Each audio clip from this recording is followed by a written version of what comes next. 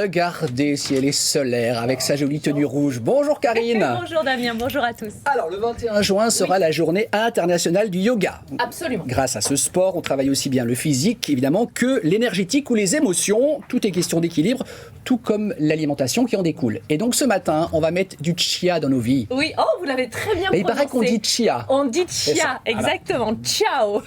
Ah non, reste encore un oui, peu. je reste encore un petit peu, le temps de vous donner une recette. Effectivement, la journée internationale du yoga nous permet de parler de cette alimentation que l'on veut la plus saine possible, la plus, énergétique. C'est pourquoi hier, je vous ai proposé une recette, un gazpacho, déjà parce qu'il fait chaud, et vert. On ne va rien cuire, on a tout mixé, que ce soit courgettes, concombres, tout est cru. Petit pois. Ah, mais j'ai regardé là là, l'émission, évidemment. formidable.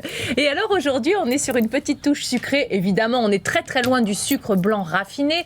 On va utiliser un petit peu de sirop d'agave si vous le souhaitez. Et puis on va utiliser ces fameuses graines qui sont très bonnes à la santé. Elles sont rassasiantes et du coup, on va voir aussi qu'elles sont bonnes pour le cœur, pour plein de choses. Donc un petit dessert santé, healthy, qui prend soin de vous. Très bien. On y va. On regarde les ingrédients nécessaires pour la recette. Alors c'est très simple, il n'y en a pas beaucoup. Il nous faudra des fraises puisqu'on va faire une petite compotée avec de la rhubarbe et puis les graines de chia, du lait de coco et un peu de sirop d'agave. Donc vous allez commencer par les graines de chia. Comment on les utilise? On va les faire gonfler dans un liquide. Donc là, en l'occurrence, du lait de coco.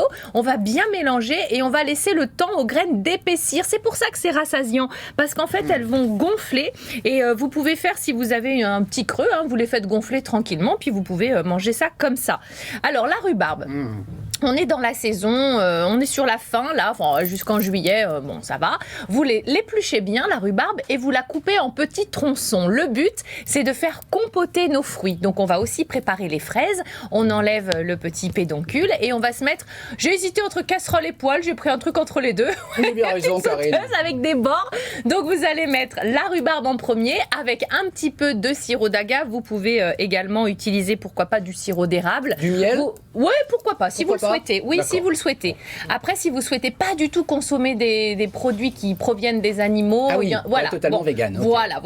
Alors, donc, on va laisser compoter cette petite rhubarbe. Et puis, un petit quart d'heure. Vous savez, c'est un petit peu acide, la rhubarbe. Donc, c'est pour ça oui, qu'on... c'est vrai. Voilà. Ouais. Moi, j'aime bien ce petite acidité-là. Et au dernier moment, 5 minutes avant la fin de la cuisson de la rhubarbe, c'est-à-dire au bout d'un petit quart d'heure, vous rajoutez les fraises et vous laissez compoter délicatement. Rien de plus. Là, vous avez une petite compotée qui, d'ailleurs, dès le matin, là, comme ça, juste un petit peu tiède, rhubarbe fraise, c'est formidable. Donc, on va simplement allier les deux, notre préparation avec les graines de chia et notre petite compotée. Donc, on prend des verrines.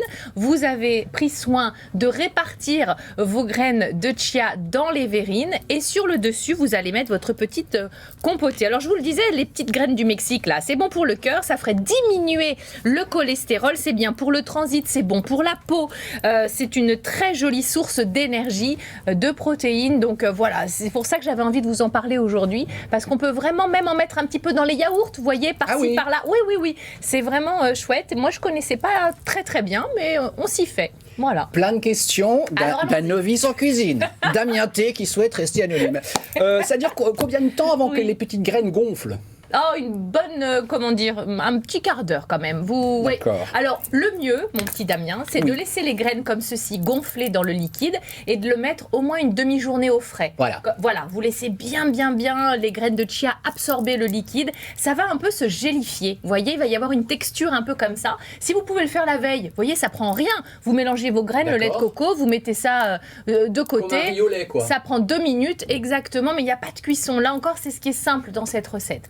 Vous laissez les deux au frais et voilà. Est-ce qu'on peut décliner, autre question, Ouais. est-ce qu'on peut décliner les graines de chia chaudes? Est-ce qu'on peut les consommer, je sais pas, dans quelque chose de tiède ou chaud ou pas du tout? Bien sûr, oui, pourquoi pas. Alors moi, j'ai évité de chauffer un maximum, sauf les fruits, parce que je voulais les réduire en compote. Ouais. Mais absolument, vous pouvez, mon cher Damien. La déclinaison, Validé. qu'est-ce que je peux mettre d'autre à part des fraises et de la rhubarbe? Est-ce qu'on peut mettre tous les fruits? Absolument, vous faites les compotes que vous le souhaitez. Qu'est-ce que vous aimez, vous, comme fruits? Oh, c'est pas difficile.